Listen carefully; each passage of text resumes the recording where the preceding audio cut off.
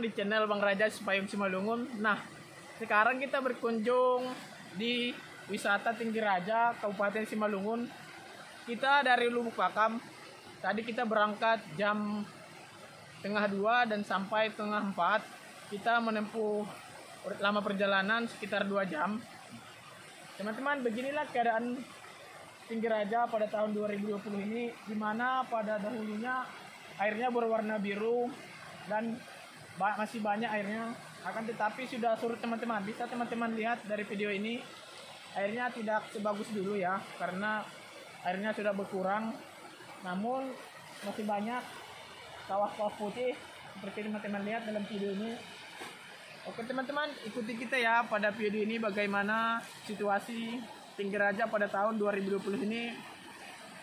Oke teman-teman, dan jangan lupa like dan subscribe YouTube kita ya.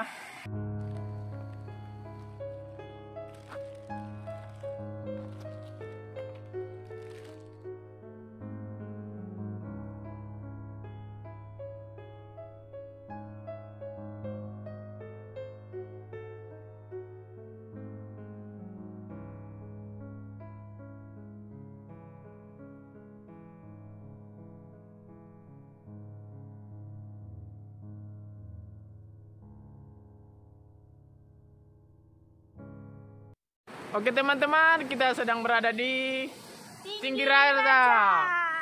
Beginilah teman-teman suasananya.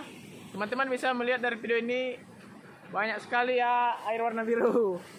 Oke teman-teman, wahai Tinggi Raja.